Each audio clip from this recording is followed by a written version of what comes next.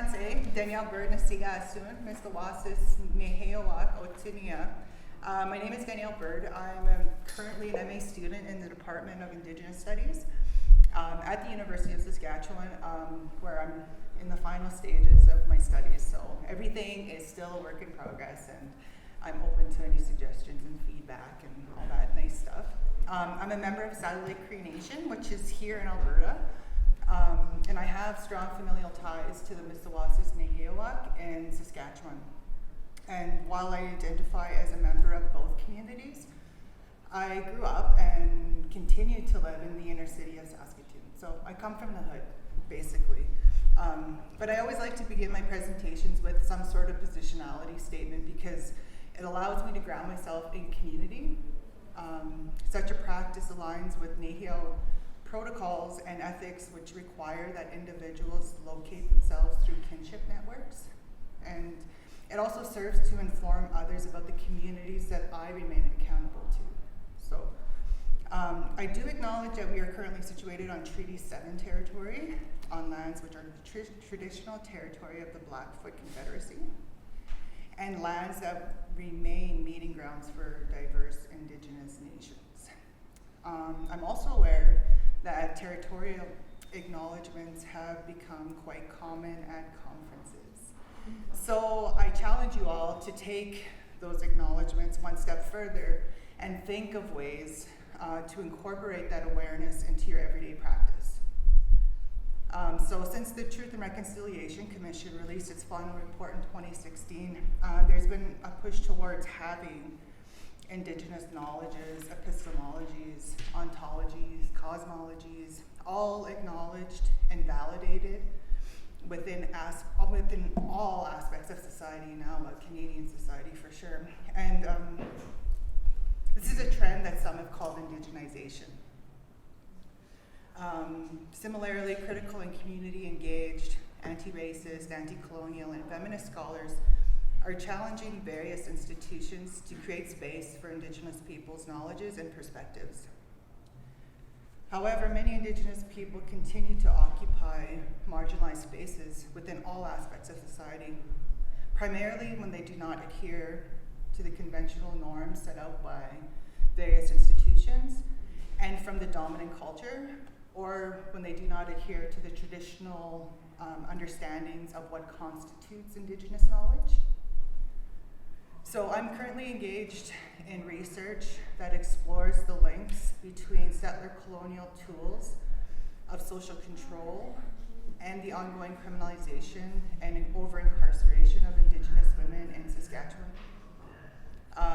More specifically, my MA research is a community-engaged oral interview study which explores the benefits and drawbacks of ongoing efforts to indigenize the criminal justice system. And asks if such efforts have been beneficial for Indigenous women and their successes as they transition from prisons to community. I was curious if criminalized Indigenous women's transition from prisons to community was supported by other non-cultural supports, and if so, what types of interventions may be required or might be needed in the community. And I know there's a huge range of literature on the post-release experiences of Indigenous women. But my research challenges conventional practices and acknowledges that Indigenous women are the experts of their own lived realities. Instead of centering Indigenous women as the subjects of academic research, I worked alongside with criminalized Indigenous women, and I included myself in that category because my body bears the mark of stigma, regardless if I'm criminalized or not. So in order to center the voices of Indigenous women, I conducted 5 semi-structured interviews and relied upon Indigenous worldviews, more broadly a Neheo perspective, which is a Cree perspective, to emphasize the importance of relationships. And those relationships place Indigenous peoples at the center of the research environment and is cognizant of Indigenous values, beliefs, paradigms, protocols, and ethics. An Indigenous paradigm allowed the woman at the center of the research to push back against the dehumanizing, deficit-based research that dominates criminal justice literature. Because reality is that Indigenous women are the fastest growing inmate population in Canada's prison systems. Statistical information reveals that the overall number of incarcerated Indigenous women, Indigenous offenders overall in prison, or actually all offenders in prisons, has declined between 2017 and 2018. However, those same reports indicate that there has been up to 109% increase in Indigenous women's incarceration over the last 2 decades. The Office of the Correctional Investigator notes that Aboriginal women offenders comprise 33% of the total inmate population under federal jurisdiction, despite the fact that they only make up 3.8% of the entire Canadian population. Interestingly, there has not been a period in the last several decades where Indigenous women have not been overrepresented in prisons. And there are basically no statistics that indicate that there will be any decline in the near future. So this is problematic, right? This is problematic because the growing trend of incarceration is not new, and in fact has been the subject of much debate. But the growing severity of the issue has had lethal implications for many Indigenous women across the country. The Native Women's Association of Canada argues that numerous reports have identified where areas of improvement can and should be made, but they are not being implemented. Their barriers to implementation include cultural, racial, and gender discrimination, and decision-making based on cost factors or budget considerations rather than on the human rights of Indigenous women. While NWAC criticizes the Canadian government for failing Indigenous women caught in the criminal justice system, the Canadian Association of Elizabeth Fry Societies argues that the over-incarceration of Indigenous women is a form of systemic discrimination and is a part of the colonial legacy in Canada. Indeed, colonialism is a legacy and is a contributing factor in the criminalization of women, but colonialism is also manifest in contemporary settler colonial state logics and structures that continue to justify the carceral expansion and prison reforms, which are designed to contain, control, and punish deviant bodies. And indeed, today, 40% of the inmates in Saskatchewan, Alberta, and Manitoba are Indigenous. And the correctional investigator argues that, and I quote, some institutions in the prairie provinces can be considered Indigenous prisons, end quote. This doesn't mean that the prisons are being operated by Indigenous peoples or by Indigenous communities, but rather that these prisons are places where Indigenous peoples are commodified through containment. Interestingly, Canada's prisons are now often referred to as the new residential schools. While there's truth to this analogy, the women who contributed to my thesis work argued that the connection between prisons and residential schools was being expressed in the wrong way, kind of like backwards. Instead, maintaining that residential schools were in fact prisons. They were prisons for children. One woman inferred that her experiences in the residential school system and within the foster care system actually prepared her for her life in prison, demonstrating that there are indeed significant connections between settler colonial tools of social control and the ongoing criminalization and ongoing incarceration of Indigenous women in Saskatchewan. And while the causes of Indigenous women's criminalization and their experiences while incarcerated are all important areas of inquiry, the fact remains that many of them are going to be released back into communities where they will face the same social and economic barriers that may or may not have contributed to their current or former criminalized status in the first place. So economic security, housing, and social supports are all crucial for the mental, emotional, and physical well-being of Indigenous women in Canada. This is well documented and supported by the women involved in my research. However, Indigenous peoples in prisons and in conflict with the law are often told that Indigenous culture and traditions will empower them and is the key to breaking the cycles that contribute to their criminalization. While this is true on a variety of different levels, the women's stories central to my research continuously demonstrate that this is also a lie. Criminalized Indigenous women reconnect with their culture and immerse themselves in tradition, and then they are told that it isn't good enough. Indigenous culture and tradition alone is not sufficient. Abolition requires an entire restructuring of our current societies and power dynamics that are upheld through white supremacy and settler colonial logics of social control remain fully intact because Indigenous bodies who resist bear the mark of stigmatization regardless if they're criminalized or not. As a result, Indigenous women will often remain victims of what Patricia Hill Collins often refers to as the persistent matrix of domination, both before and after their imprisonment, not only because they are women, but because they are criminalized, because they're Indigenous, and because they are women. Many Indigenous women will continue to leave prisons for a life of poverty, and many will sadly return to prison because systemic discrimination, racism, colonial violence, and white supremacy remain firmly embedded within settler colonial states like Canada. And not because Indigenous women failed to reconnect with their Indigenous culture and tradition. Indigenous women who participated in this research negotiated their transitions from prisons to community while resisting settler colonial domination, stigmatization, and ongoing criminalization, and while remaining dedicated to helping others.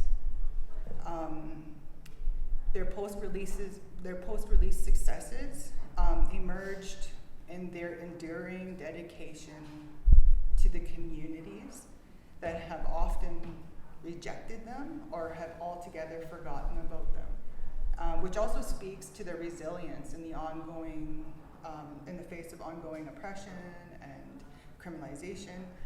Post-release successes, often in the context of prison literature, is often framed in reference to the reduction in recidivism, or the personal adaptation to living as a law-abiding citizen and as the successful reintegration back into community after release.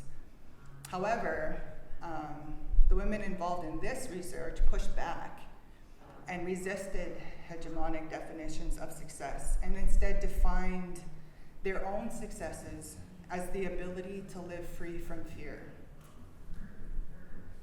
One participant stated that they focus on material aspects that says you need a car, you need a job, you need a house, you need credit, and if you don't have those things, then you are nothing.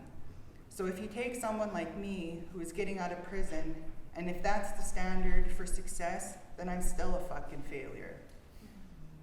My research is not intended to deter Indigenous women from seeking or reconnecting with Indigenous culture and tradition, but rather, and I don't argue that such practices are ineffective, but rather I argue that abolition is necessary. We can't indigenize inherently flawed institutions and then expect, significant changes later on down the road.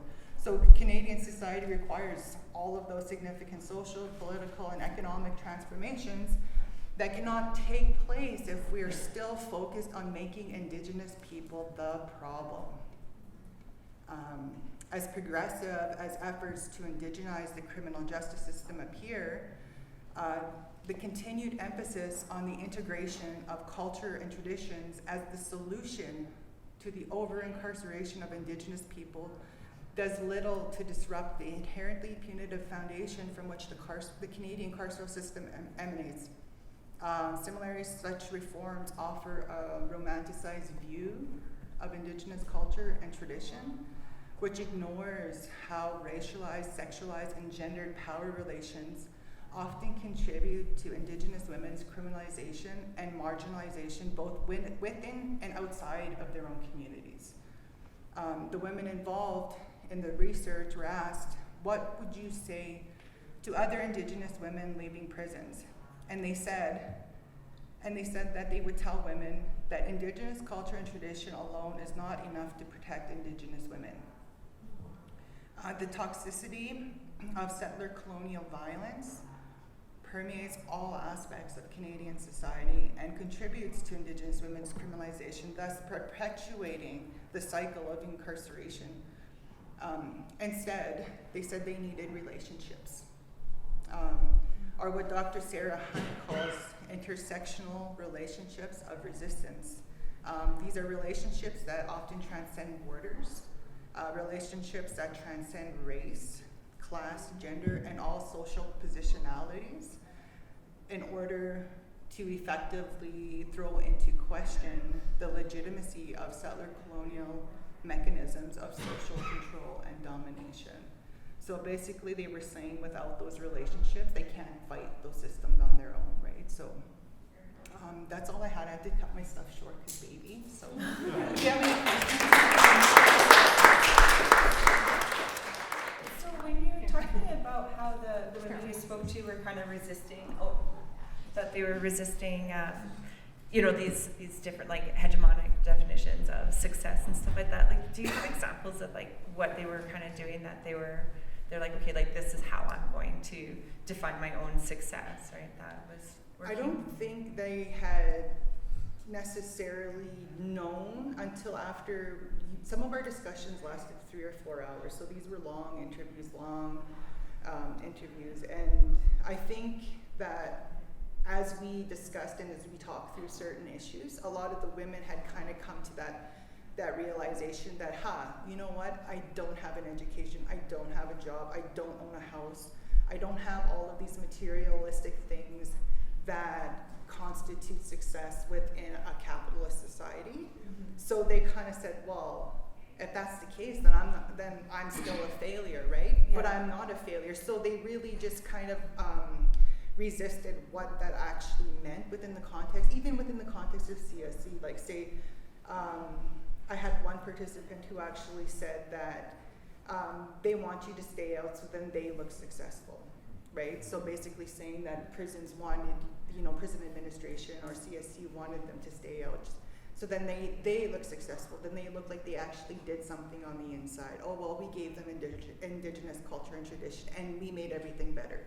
Now look at them, that kind of thing, right? Yeah. So they kind of took their agency back from that and said, and they really freed themselves from any kind of constraints tied to a real neoliberal, materialistic kind of definition of what success ought to look like. Yeah.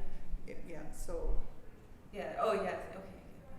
Does that answer your question? It does, yeah. Actually, yeah, because it wasn't something they were just articulating. It's just something like right out of the gate that they were just like something they had processed and performed. Yeah, no, these were long conversations, and they were actually really tough conversations to have. And after having those conversations, they kind of came through, and they were like, well, if that's what success looks like, then I'm a failure, and that's not who I am, right? So they kind of owned, and each of my participants had all came through, and after analyzing all of the interviews, their main argument and their main statement was that their success all lied in the ability to live free from fear of criminalization, fear of police, fear of their communities, fear of the men in their life, or whatever it was, right? So it was this ability to live free from fear that was really highlighted their own successes in that kind of way. So it was a different definition.